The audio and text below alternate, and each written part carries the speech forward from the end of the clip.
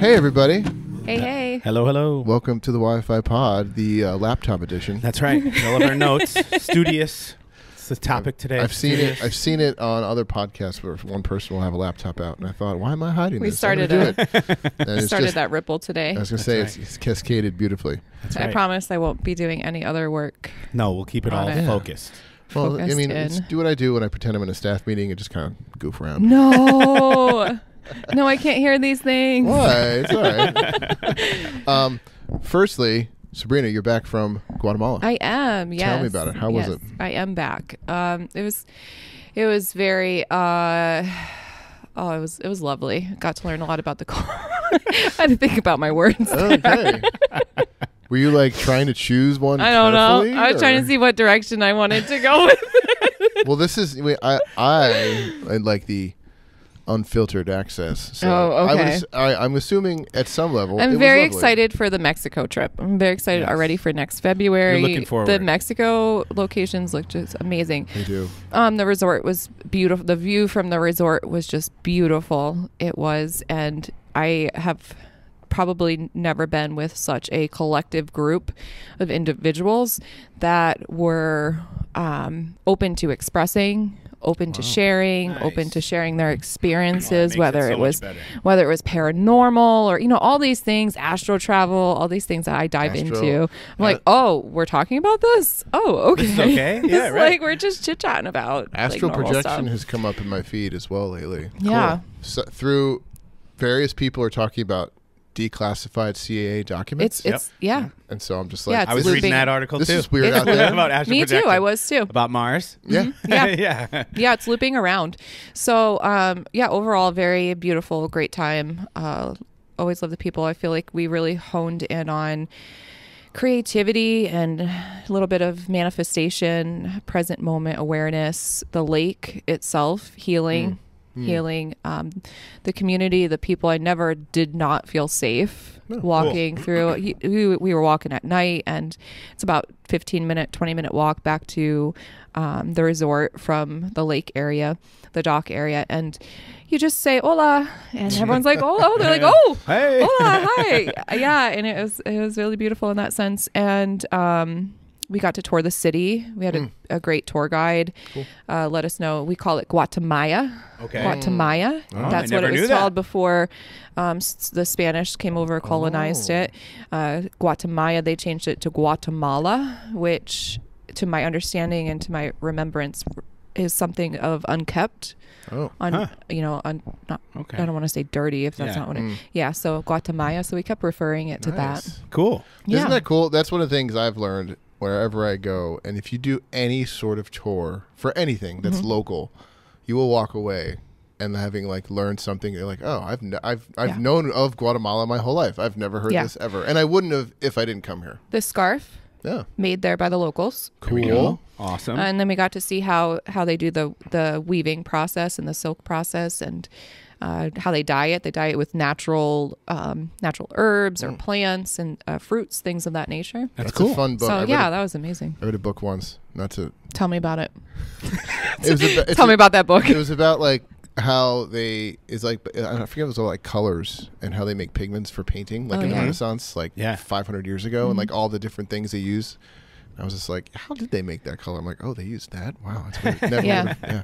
One thing I thought was really interesting with that, in addition, is there was this one plant in particular that they use, and if they harvest it on a full moon, the sap is different.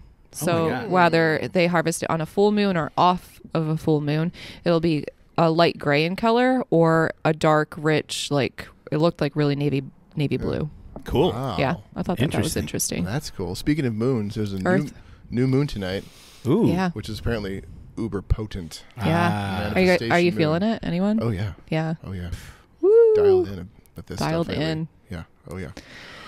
Cool. Yeah. So wait, have you been to Costa Rica at all with us? At Yeah. all? You did. Yeah, I've Okay. been twice. Yeah. How? Costa Rica. Twice. Oh, I should have remembered that. Sorry. Yeah. No, actually, I wasn't there when you were there, so it's good. Oh, Good to okay. remember. Yes, I remember. 'Cause I would be yes, like, Matt, don't you remember? you were there. Yes. You were there too. I was yeah. there. That was. I was there last during time. the eclipse. That's right. That was really yeah. neat. We So wore the cool. glasses and got Yeah. to see that. Oh, that's right. Yeah. Mm-hmm. Cool. Awesome. That's awesome. Yeah, seeing the pictures of the scouting trip of Mexico. Yeah. Yeah, it looks super amazing. cool too. Yeah. They really do look amazing. Yeah. I think she sent me pictures of one yesterday, and I think she said that would have been the one if they can swing it. I mean, Yeah. and it looked like, it's like from whatever room you're sitting in is like There's the ocean. there's the ocean. It's like Yeah. right there. So it's like right on the beach. So That's awesome. I know. Heck yeah. Yes. Looking forward to that. And also we just have so many great things coming up. Just like a quick plug perhaps. I think there's a couple rooms left for Witch Camp 2025. That's right. Oh yeah. It's happening. Is that happening? It'll happen over Samhain, so right on the 31st. I think it begins the day after my birthday on the 28th of October. So there's a couple of rooms left for that. That location is just That's so beautiful. And that's In the edge of the Adirondacks. right. That's closer to here. Yeah. It's Local. Not Yeah. in California. The lake, everything's going to be beautiful. The trees. What's it you know called that- again, the place?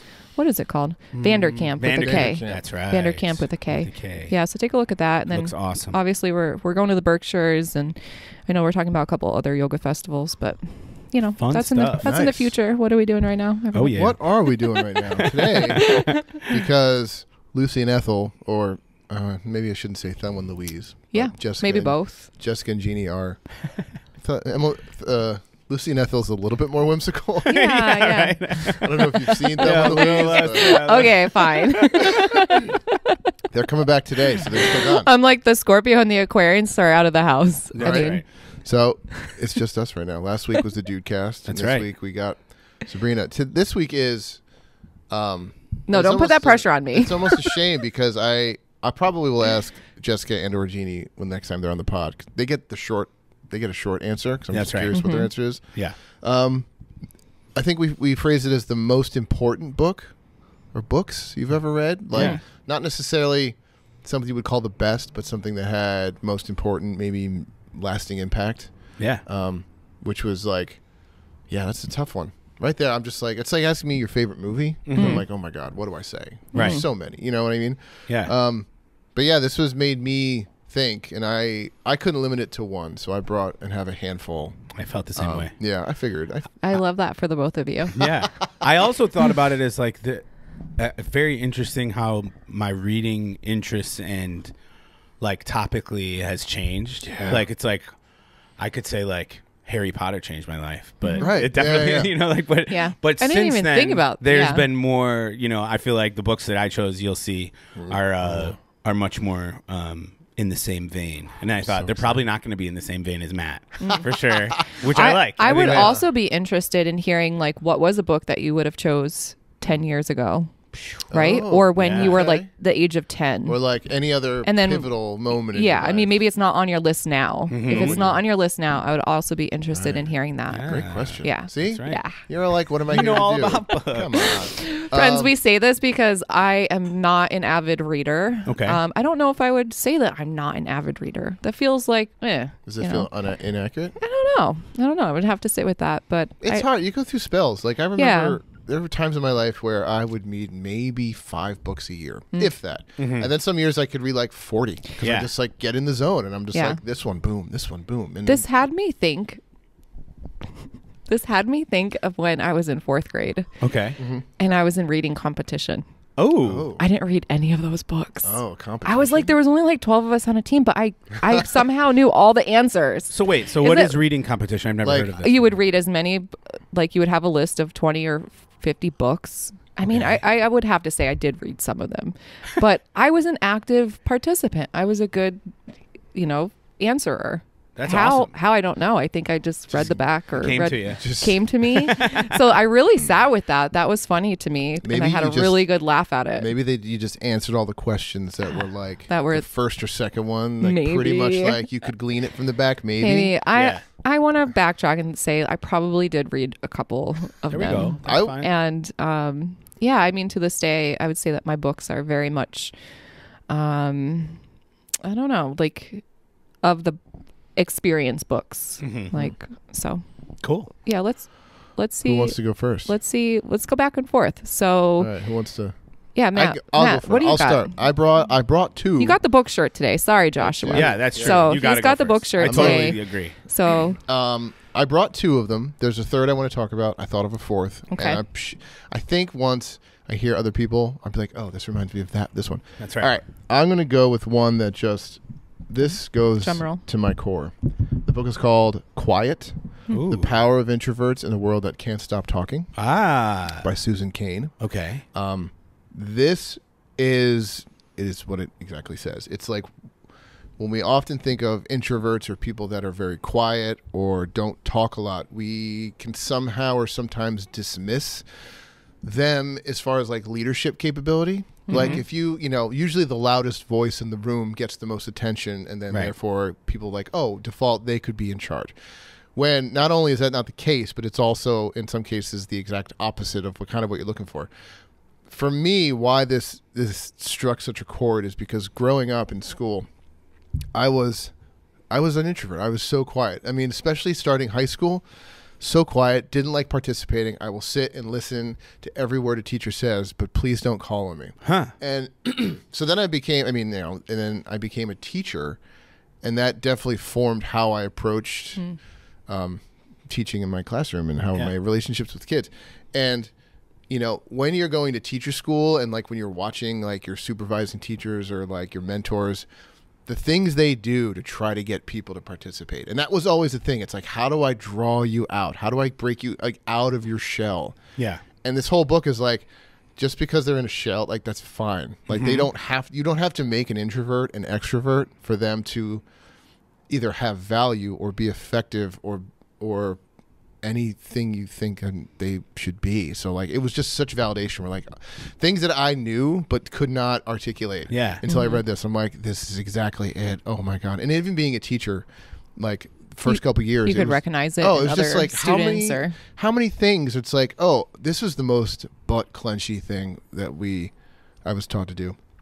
You basically get a thing of popsicle sticks, and you write every kid's name. Yeah, the most Mulabandi moment. Every kid's name on a popsicle, and it's like you ask a question, and then like you basically shake it up and pull one out and be like, "Oh, this kid, you answer." And like, if you have the right group of people that don't mind doing that, sure. But if you have a group of introverts and they're not thinking about the answer, all we're thinking about is when we're going to get called on. Please don't, like, are we going to get called? Am I going to be next? If I'm next, then I'm probably like this fourth paragraph down here. Well, that was another thing I remember where we'd say, okay, we're going to read this section out loud. Well, everyone does a paragraph and just go up the row. If I'm 5 seats back, I'm like, 1, 2, 3, 4, 5. Okay, here's the 5th paragraph. I'm reading that to myself to make sure there's no words I'm going to screw up. Not listening to the previous paragraph. Yeah. That's so interesting you say that. I asked my kids the other day if they did that because I was telling them, I was trying to make them laugh about how much I used to get in trouble for having crushes. So like I used to get in trouble. Like I had like a girlfriend in preschool, in 1st grade, in 2nd grade, and got in trouble every single time for it. And one of the things that I told them, one of the anecdotes I told them was that like in our class, what we would do is you would choose who read after you. Oh yeah, popcorn. And so for some reason, I felt like that was a chance for me to declare my loyalty, your love, my fealty to this person. And then what would happen is we just keep calling on each other back and forth. Oh my goodness! So then no one else got to read, and they wrote home to my mom about it. Oh, like they were like, hey, like why wouldn't the teacher just be like, hey, well, here's the new rules? But I still kept doing it. So I just kept doing it, and so we were laughing. And I asked my kids, they don't do it anymore. No, they don't do like the read in order like type of thing because it's like you don't want to shame anyone, that kind of, which I totally think is great. But I did think, I was like, that's like a rite of passage, right? That like nervousness. That I would be like, Allie, why did you not choose me today? You chose Emily. Oh, trust me, I felt afraid that I was going to get in trouble. Like if I picked another girl, oh my God. but my teacher was so annoyed. Play it safe. So I choose Joshua. That's right, and I remember her face. I remember her face telling me and being like, okay, I'm still gonna call on her. Sorry. Well, Rebel. It's funny that you said like they don't do it anymore, and how it's like a rite of passage. Yeah. Like being nervous. There's some things I think in school that you, even as an introvert, I'm like, you're an introvert, you're gonna practice this skill, like giving a presentation. Yeah. 5 minutes, right? You got to do it. It is like that. I look back and understand and appreciate that I was forced to do it. Yes. Because it helped me practice some skills that I wouldn't have ever done. Wouldn't have chosen to develop. I mean, that being said, but also like hey, you read this paragraph right now. All of a sudden, that's different. That's different. No preparation, no mental preparation. Right. It's like even getting to count the paragraphs is much kinder than being like, surprise, read this whole thing. And it's And- like, oh, God. To recognize that there are people out there are people that are listening that they're like, I don't have that experience. Yeah. And Oh, I was so excited. I couldn't I'm wait definitely to back read. and forth. I'm thinking introvert, extrovert. It depends where I'm at, what the moon is doing. Yeah. Not realizing it at that time, but there's definitely times to be like, I'm ready to read. Yes, let's go. Well, also, one of the most interesting ways to view introverts and extroverts is not necessarily how they behave, but how they recharge. So, How they get that energy back. right, Yeah. the way one person said, an introvert wakes up in the morning with a stack of coins on their bedside. Every interaction they have spends a coin. It costs a coin, and by the end of the day, they don't have any. They're Right. done. An extrovert wakes up with no coins, and every interaction they get one, and Okay. they have a stack at the end of the day. Like, I'm thinking of Jessica. This Right. makes Jessica, sense. who gets her energy, gets her juice from like doing things with the friends and people, and like all of that is like how she recharges and is like, Interesting. and Jeannie can. I mean, like we all can do it, Right. Yeah.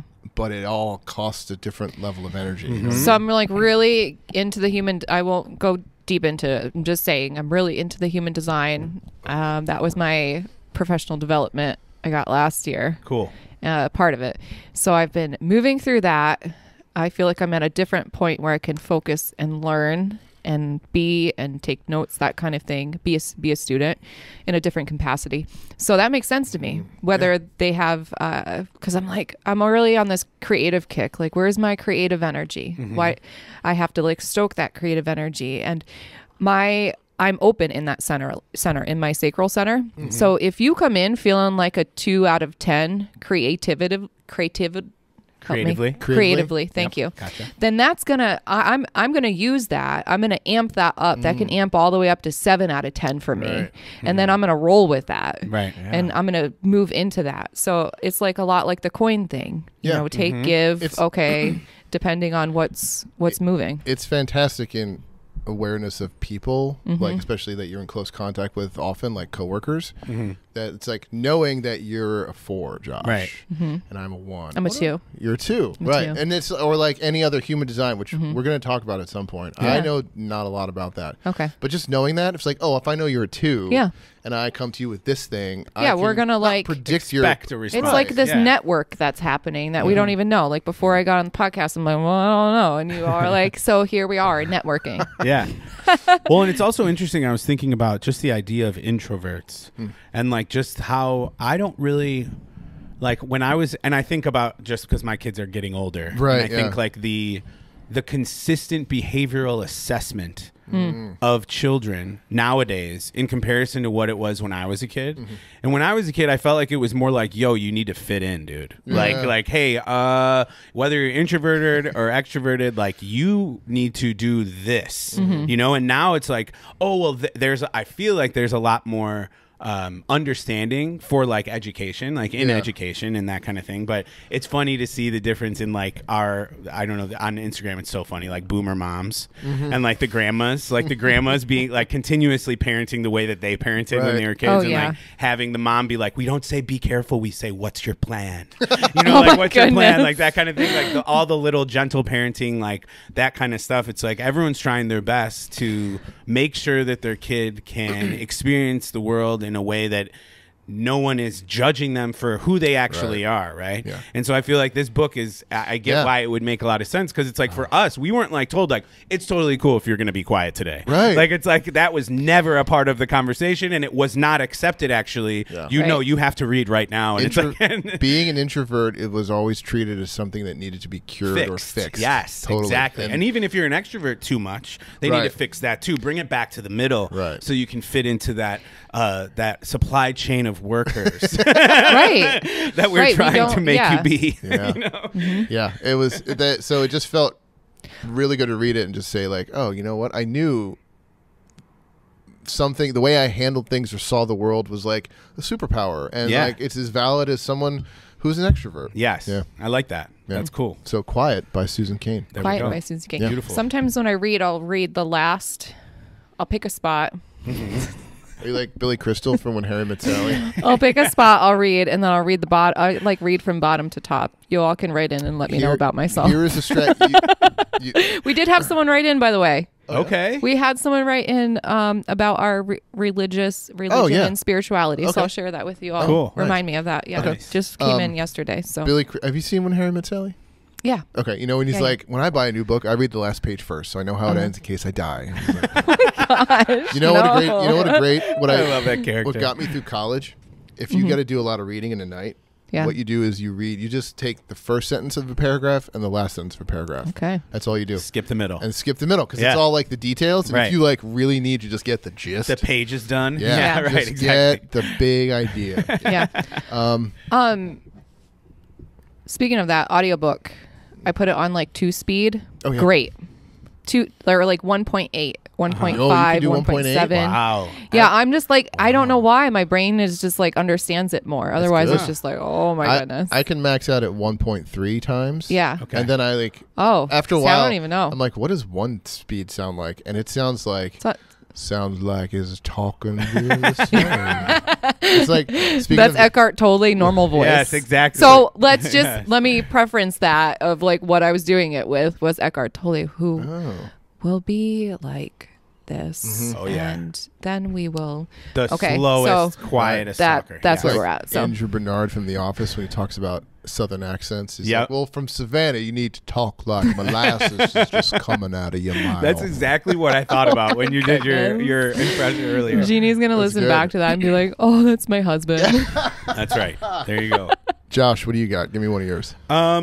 So mine is it's kind of like I was describing. I feel like mine all fit into like perspective changing. Okay, yeah. Like kind of like evaluate the way you've seen the world and where you're going from there. And it actually kind of ties into our religion spirituality theme. But I know that we've heard of and talk about Ram Dass and Be Here Now. Be Here Now? Nice. I see? I just All got right. it. I bought that at the bookstore about a month ago. Really? Nice. And I read I read the first section because it's like I don't 3 know. sections. Right. Yeah, the first right. section is like about him and like his about his travels and life, stuff. essentially. I've read that part. Yeah, and I think like the core book, which is like the drawn, like the kind of it's animated. It's a very silly.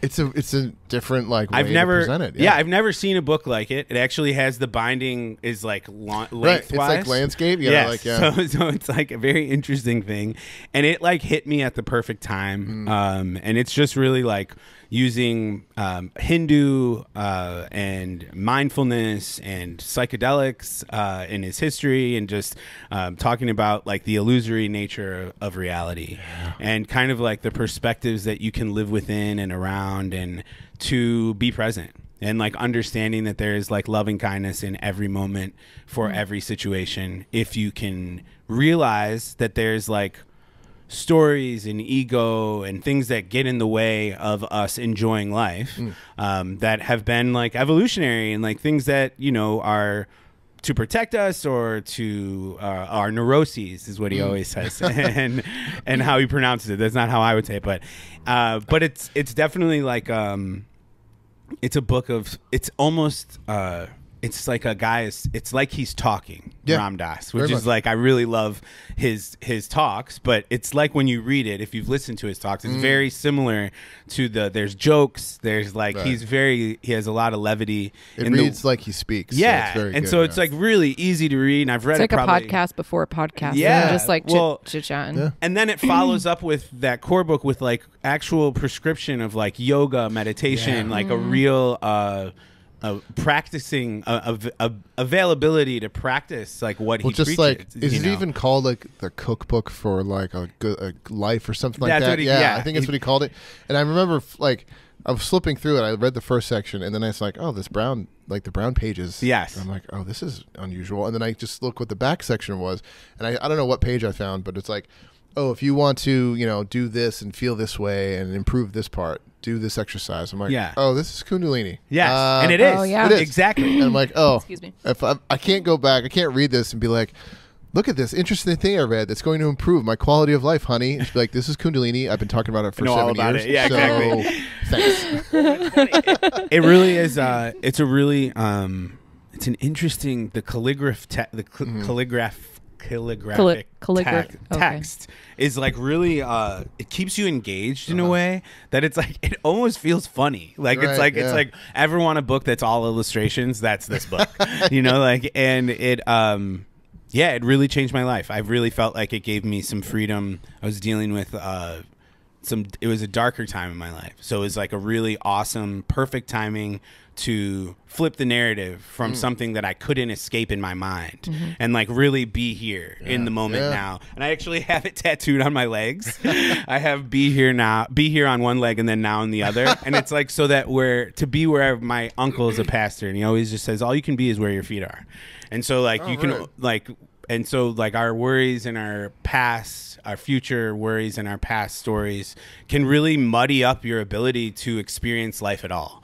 And that living in your mind is a place I lived there for a while. Right. And this is really a reminder. I can just look down at any time and it's like, remember, dude, like you're here so now. Like this is where you're at. Yeah, you're here. One thing I heard recently that's similar as far as like you can only be where your feet are, right? Like you can't be being in the past essentially. Yeah. And I think he was saying something like, if you in your body are reacting to a situation how you've always reacted, you are essentially living in the past because you are operating from the conditions that's where those that you emotions have. are coming Right. from, and that's why they're all based on previous experience, and they're not about living either in the now or being able to change yourself in the future. Right. And the same as if you were to meet someone is. someone again after a certain life event or something of that nature, you see them, that feeling rises up in you, or you know, you have a thought or a judgment that's also based off of, past. Or so like, it's like, like when what do go, if you go home and see old friends or your parents or family members and they treat you like you're still a certain age, although, you know what I mean? It's like, why do I feel like I'm 12 if I'm in this scenario with these people? Because that's the way they're seeing you, and then you kind of get sucked into that and forget, like, no, it's not actually me right now. Yeah. Right. And what's actually true, you know, like I love that it's a lot of it is like freeing yourself from like the human condition, like in a certain sense, like where you can see everyone with kindness if you're actually present in the moment. Like if you can really embrace somebody's essence, no matter if they're being mean to you or if they're not being mean to you or whatever the case is, it's like even pain, the way we think about pain is like a reminder that you're alive and like that you're actually feeling something in this moment is like a really, as long as you don't attach like stories and ego to it, you're able to like see people with a lot less weight. Right. You know, like you can be in front of someone and really experience them and listen to them and show them love and kindness without like trying to judge or assess or control or anything like that. So I really love that opportunity. Yeah, that's where like Eckhart Tolle will call that the pain body. Yeah. Like we're in the pain body. Right. So we're meeting it with that. With that. That. Sabrina, what book is this in? Yes. Yeah, so You're segue like, I don't into know that. what I'm talking about. Be Here Now, The Power of Now. Yeah. Okay. That's definitely a book that has been with me for a long time, and similar Ideas. wavelength. Yeah. To be honest, similar. It moves through how do we connect with our inner body. So some of the practices, I love the book in a sense where it's almost like a short blip or a short reel, where Eckhart is explaining and processing through, and then another voice comes on and they're like, okay, and well, what about I feel this though? They're kind of like, it's like a teeter-totter back and forth, and that's like the premise of the book. It goes on like that, but it does, because as Eckhart is speaking in presence, there are those questions that come up, right? And it's like, oh, then they ask that question, and that question, here's their response to that. So Cool. yeah, one of the things I've been practicing with it lately is the question, can you listen with your whole body? Yeah. So it's about accessing that deeper awareness of the inner body, that presence from within, and that recognition, as you said, Josh, like all we have is this present moment. Is this present moment. And I think that sometimes they go on to explain that, we're so disconnected from the body, and they give biblical texts, they give different people throughout history that have, you know, they've practiced disassociating from the body, right? Like, this is my body. They've done things, even different tortures and stuff of the body, right? And it's really the premise of, like, I am the body. Right. This is not my body. I am the body. Right. And so accessing those points within yourself. So it moves through body awareness. What does surrender mean? The process of surrender. It moves through ego and thoughts. And how do we recognize when a thought's coming in? That kind of thing. So Cool. I've been practicing that, and I think it was a teaching point for me today. Can we listen with the whole body? Wow. That's cool. Can we be with the inner body? I've not read anything by him. Oh, Yeah. it's amazing. Yeah? Yeah. Oh, yeah. Yeah. When I read this book, I was definitely listening to a lot of him as Right. well. And I was they were definitely in the same, In the they're same like realm. very parallel with each other, but Yeah. in agreement. But he's the clearest. He has an amazing speaking style, like you said. I feel like listening to him talk is like every single line he says, I'm like, I'm like, what? Exactly. What? And they Right. they You know, address like- that too, where sometimes it's like, I can't put it into words. It's like, you might not understand in your mind, in a sense, like what I'm saying, but your body will feel it. Yeah. So that's how I felt with that book. I felt like it was a body experience, and trying to collect all of the things that were shared specifically just like can't necessarily like come to me in words. Yeah. Yeah. It's only now that you say that where I'm just kind of reflecting on that idea where we're feeling something in our physical body and then we are just so limited by the words we have to like translate that experience. Like, that's just so. I'm sorry. This is like No, a it's tip true. for me. I'm just No, like, it's absolutely okay. true. It's I so feel like limited. we have only well, as humans, we have an incredible sensory availability for us at all times that it's almost overwhelming.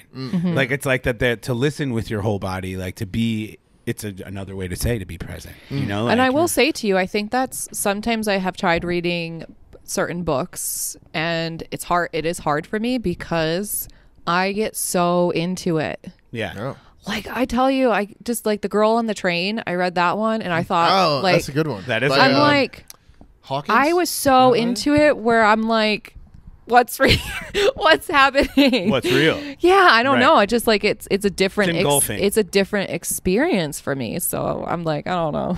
Well, that's the thing about reading. I think that there's I saw an article yesterday about somebody tweeted about how, like, you don't need to read anything anymore. Like, you can have AI summarize it for you. Yeah. You know, like, and somebody else responded, like, what a sad thing to think. Right. Like, what a missing out on, what a misunderstanding of what writing is and what reading is. And Such it's creative. I owe it to all of the creatives to be able to move that through expression, through words, and to put that down. And I think it speaks to so many people. When I was little, I read The Little Princess, and there's a part where anyway, I read The Little Princess and Narnia. I had the same experience with both of those, where I kind of don't remember it when I was little, Yeah. reading it. Yeah. And growing up, I thought I made up this story in my head until, like, I don't know, I got older and then the movie came out and I'm like, oh, this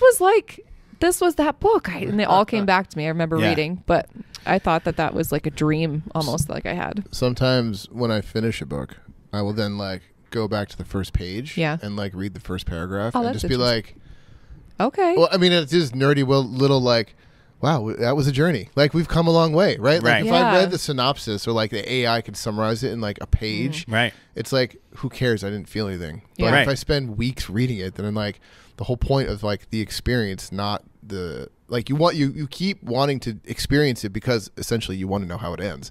But also, after you learn the ending, then you're like, and you can reflect more on the journey, so to speak. And Right. like, yeah, oh my God, when you lose all that. Yeah. you're Well, just yeah, it's like to lose the And- human experience. And of to it know all. that there's an editor of that and just the process that they go through. I watched Yeah. a couple insider shows about editing books and things of that nature. Really? I thought that was really fascinating. Oh, cool. Okay, so we have Quiet, we have Be Here Now, Yep. we have The Power of Now. All right. Matt, what do you got next for I us? got, let's see, this one.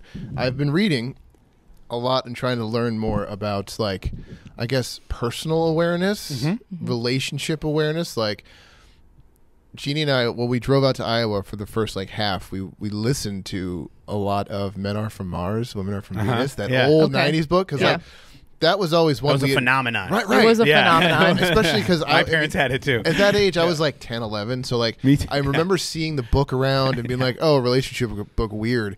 And it wasn't until the past like years where I'm like, why is there, I mean, maybe this is just me. I'm like, a stigma around like, oh, like relationship books or like self-awareness. I'm like, did you get any of these lessons explicitly from whomever? I'm like, I didn't. So like, why would I think you could not learn about it from someone else or somewhere? Anyway, this one is called Attached. Okay. The New Science of Adult Attachment and How It Can Help You Find and Keep Love. Ooh. It's about attachment styles. Oh, cool. It is interesting. It's so basically the gist is there are, I think, 3 attachment styles. Okay. There's like, I think, healthy. Then there's the 2 that are less healthy, avoidant, and anxious. Okay. And I think there's like an avoidant anxious. It's like a combo, but it's basically how like it breaks it down. How like in either partnerships or anything, how you react or how people can react to intimacy. Yeah. So like if someone in a partnership offers intimacy, love, anything like that, and someone else is like, "Ooh, this is freaking me out," and like distance themselves. You know what I mean? Like it's too much. Like that would be like an avoidant. Like, and it's like if that's the pattern, you're like an avoidant. Or some people, if there's conflict, and they try to like be extra nice and helpful, and like they shut down because they're worried about their partner's reaction to things, or it's like you're walking on eggshells. It's like an anxious attachment. It's very interesting, and like other books, it's really good because the guy that wrote it like gives a lot of scenarios. So it's like, oh, if Chelsea is dating this guy and he does this, then her response is this. What kind of attachment is that? I'm like, oh, all right. So you're actually helping me like, oh, I can see how these scenarios like could work in the real world. But it's very interesting, and it's also good reflective. Be like, how do I, which one am I, right? Because it's like, how do I behave? How does it control me? Well, this one here you have duh written next to it. I do annotate my books quite a lot. It's rare. Like it's rare that a book like that could be clean, doesn't have tons of notes. Right? I do that too. I have a lot of books where I'm just underlining everything, and I ruin the book so bad. It's like for me, I'm like, don't let anyone else. Don't look at this. You're gonna be totally distracted. I love if I go to the Tompkins County Library book sale. Oh yeah. And if I see a book that's marked up, it. Oh, totally. Getting it. Really? Because it just nice. that like catches my attention. If you look at the books that I do have, which I'll wait till my turn, but that's how my books are all marked up. So I wave this in the beginning because anyone out there shamelessly watching Love is Blind, the new season, that was a question in the pods. So Love is Blind is like there would be a wall between you two. Okay. You're only listening to each other's voices, getting to know each other through that way. Right. So the one person had asked, what is your attachment style? Really? Yeah. Oh, no kidding. So that's what it went right. Did the person have an answer? Yeah, they had avoidant, and the other person did not like that answer. Well, that's funny. I mean, so I would have never known. Yeah. I don't know. Never would have had an answer. However, even hearing him speak briefly about what one is, I know the curiosity of our listeners is sparked, right? Because don't you hear it like, oh, I do that. I do. Well, it feeds into. Yeah. I mean, I'm guilty of this, so I don't mind saying it. The ego, where it's like, oh, here's the types of this. I'm like, oh, which one am I? Right. I want to know. Yeah. Like, just for selfishly. How do I fit into it? Right. Yeah. Which is like, ooh, then I can now identify it. But then on a deeper level, if you can use that information to kind of like look at yourself and how you behave in relationship in the world, and you're like, oh.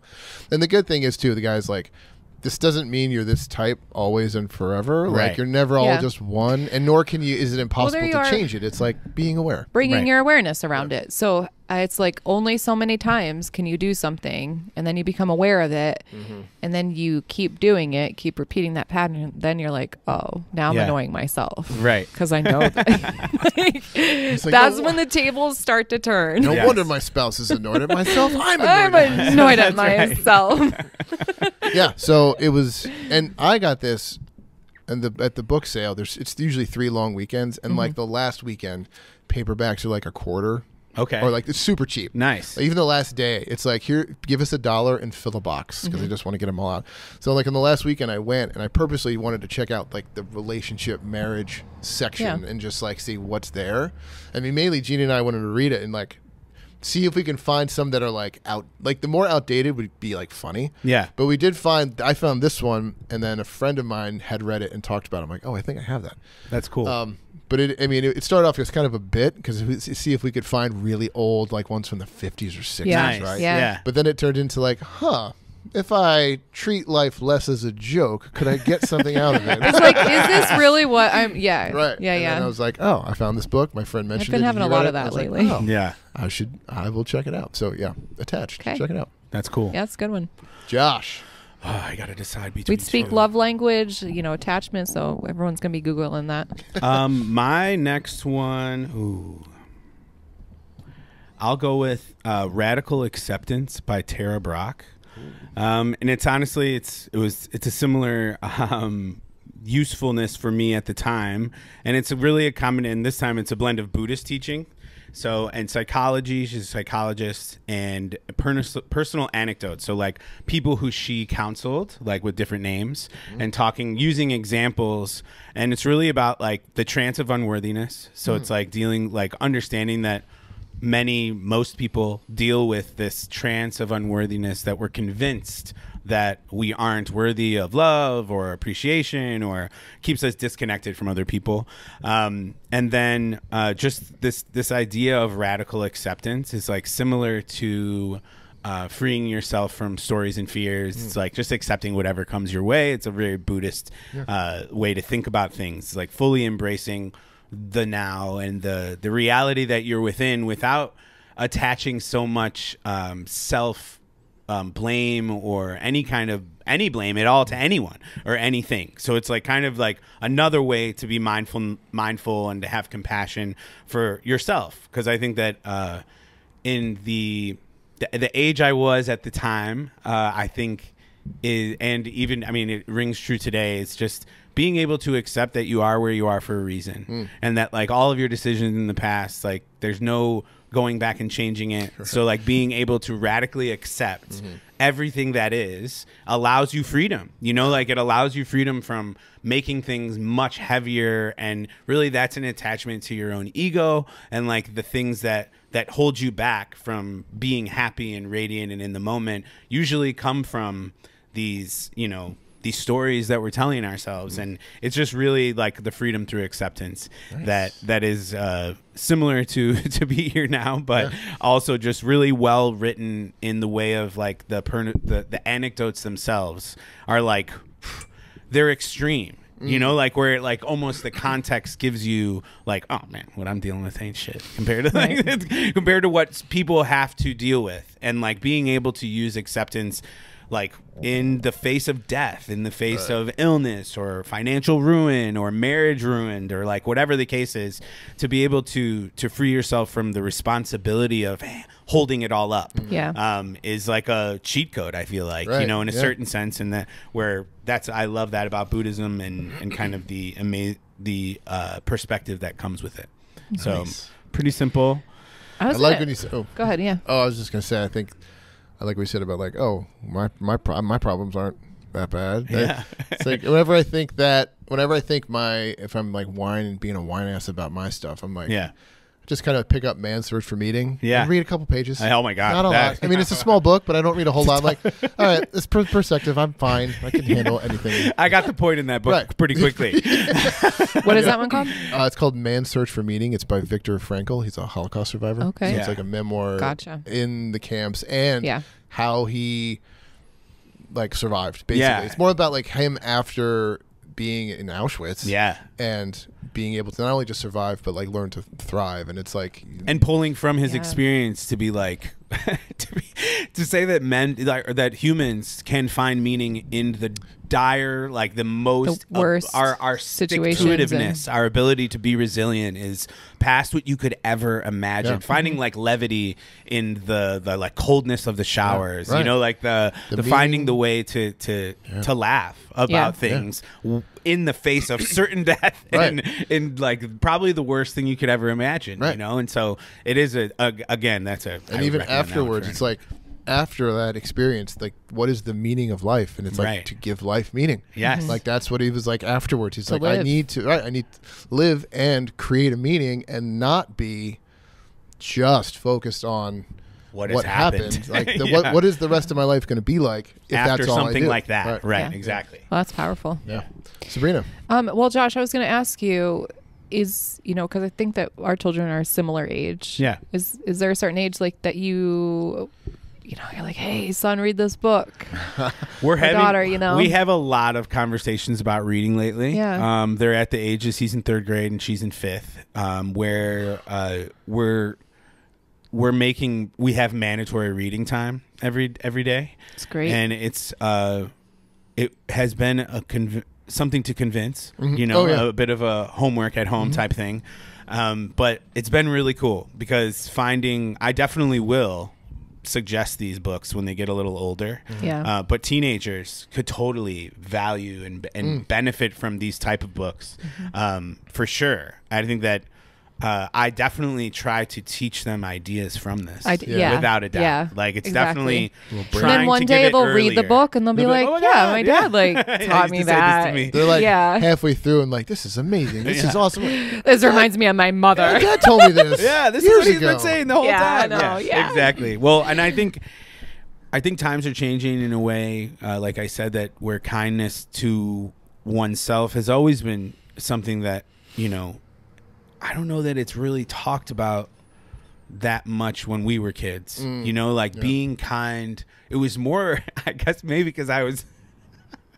Might be a me thing, just always getting in trouble for being an extrovert. That I think I felt much more parented in a direction of correction rather Yeah, than right. and like of like this is what we do, rather than like, hey, like you're gonna mess up, you know, like, and like that it's okay, but they probably knew that I already thought it was okay to mess up because I did whatever I wanted in school. So I think that yes, I definitely will impart these, and already am. I'm definitely already.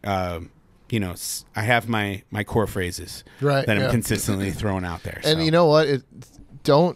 If you ever like run into resistance or if they just become brick walls for your ideas, do not stop. Oh, no. Because like I remember my dad tells a story about one day, I think I might have been in my early 20s, and I did something with like, oh yeah, just went to the bookstore because this book I really wanted to read and check out. And he like went to my grade school and found like my 4th grade teacher, English language arts. Her name was Sister Natalie because it was a Catholic school. Yep. And he went to say, oh my God, you were right. Thank you. Because when I was in 4th grade, there was parent-teacher meetings, and I was not a good student. I didn't give a crap about anything. I just want to go hang with my buds and whatever. I wasn't like defiant, really. I wasn't like a delinquent. I just like didn't care about school at all. Right. And it was hard. Yeah. So like once it was hard, I'm like, this is tricky and hard, and I don't like The vulnerability. and they're like, this is not making me feel good. So, Right. and the advice she gave or what she told him was just like, it'll click one day. One day it will click. You're not going to know when, but it will. And you just have to trust that it will. Yeah. And keep being supportive and trying. And then I was like 4th grade. And then 20-something, he went to the school and be like, You were right. and like he was very active in the church, and like so they knew each other. So Yeah. it wasn't like this random woman. Hey, you taught my son 20 years ago. But he did find her and was just like, you were 100% right. That's And cool. He told me that story, and I actually had to tell that story to a parent at a parent-teacher conference when I was a teacher. I'm like, I'm going to tell you what my dad told me. Yeah. It will click one day. You won't know when. You just Cool. got to like stick with it. You know? I love that. So yeah, It's it's amazing. very. Messages do land. They do. Yeah. They do land. Yeah, they're I never agree. gonna land when you think you want them to. Well, And you then don't they're get yours the response. they're yours Yeah. to pass on like that. Yeah. How you could use that story and to help someone else is beautiful. Cool. Well, and I feel like sometimes when you're a parent, you say things and like you never get the look you in the eyes. I got it, Dad. You know, like it's like Yeah. this. They walk away. You're just like, and No, that's my son. I get My so son used looks to at it. me. He's like, I got it, Mom. I'm like, but That's do awesome. you? But are you? Are you just saying that to me? No, but he like says it with such heartfelt energy. I'm like, That's good. You're right. You've Yeah. got it. Yeah. Yeah, there's a time, and then but there's also like whatever, Dad. Yeah, sure. or just Yeah, like yeah. I feel like sometimes the words just like wash right Oh, through 100%. them. Oh, you yeah. know, like in a way, and then but I do just say it 1,000 times, so I'm like, you actually don't have to say. I've Right. learned as I've gotten a little bit more seasoned as a stepdad that I don't have to get a response from everything that I To say. know Right, that. You know, yeah. that yeah. I know that they're listening. You know, Don't have 'Cause- to like. Well said. Don't have to respond to everything. yeah, no, Sabrina, do you have another one? Yeah, well, okay, so I got a couple mentions, just Okay. really quick. So, I just want to give a shout out to the Essential Kundalini book. Yep. It is a book. It's a good one. I counts. Yeah. know all about it. I still use it in my teachings. I have notes all over the book. I have circles. I have when I practice the meditations and the things throughout the book. I write down my experiences, that kind of thing. So I love books like that.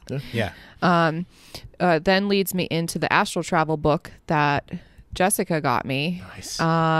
Same thing. It's something where it's teaching you how to do something. You move through it. Yeah. You do it. You experience it. I have Cool. notes in that book. So there's 2 astral travel books that I have. Nice. Both very similar. Moves through the process. The Artist Way. Yeah, that's a good one. Right, I the like that Artist one. Way. So that's like a 12-week journey. Yep. Moving. I think we've all Yeah. dabbled in the, Yep. on Oh, the yeah. Artist Way, Yep. right? I got about week 6. Yeah, me too. Did really well through 6 Same. weeks, and then it tapered Same. off. And I'm like, I just had it came up in my mind as I'm like talking about and teaching about creativity and learning about my creativity through human design and stuff. yeah. I'm like, okay, like, okay, maybe I revisit that again. Yeah. And that's what happens Yeah. to me through these books is like, I'll pause when it's time to pause. Yep. And then, there's no shame in that. And then I'll go Oh. back and revisit it. It's fantastic. Yeah. I think it's understated how important it is to put it down when you're kind of done with it, Yeah. and then pick it up later. There's Yeah. Oh, yeah. Like Yeah. there's so many like big history books Mm-hmm. that like this can't be one sitting type of take me 6 months. It's like I'll read a couple chapters, come back to it. I mean, Rise and Fall of the Third Reich is an excellent one because that takes, Nazi Germany from its infancy to after the war, and it's huge. It's enormous and it's so dense, but fascinating. And I'll every couple of months I'll pick it up and be like, oh, I have what happened next? Right, or it's like Yeah. What happened at that? I'm ready Yeah. to like absorb more of it, kind of thing. Yeah. But Yeah. I have 2 honorable mentions. One is The Killer Angels.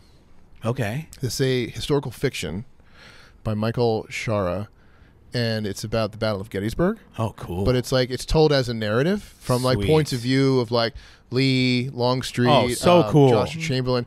But it's a What's narrative. it called again? It's called The Killer Angels. Cool. Okay. And that was like, it's one my dad introduced to me. I was like in 7th grade. That's neat. Didn't care You're like, about no. it Think at about it at all, all. Yeah. 20 years later, I was like, oh yeah. And I picked it up and I was like, okay, I'm like ready for it now. That's sweet. But even though I wasn't ready for it, if he didn't introduce it, I would have, who knows when I would have found it. You know what I Right, mean? But right. like, that's the thing as a parent. It's like, I'm going to offer this thing, try it. And you're like, it could be rejected outright. That doesn't mean forever. No. Mm-hmm. Right.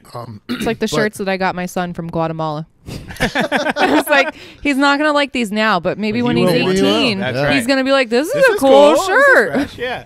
Yeah. But for me, that book like reignited or made me really interested about learning history. Yeah. And because my experience at that point was, textbooks or, not the most engaging. And then I found that book again. I was like, okay, this is like about people. And it's like, how is this person handling this thing? And how is this other person at the same event? What's their point of view? And how Right. are they like, so it was just, it gave me a respect for the perspectives of different people in history. And then to piggyback off that, Howard Zinn's People's History of the United Amazing. States. The best. That is like required reading. Oh my God. Yeah. That for- blew my mind. When my I read that, mind. it changed me. Yeah, Seriously. that definitely changed me as an individual. Can you say the Without a title? doubt. The title again? It's called A People's History of the United States. Okay. And right now, if you are in the social justice studies class that Jeannie's doing, she's using that. Yeah.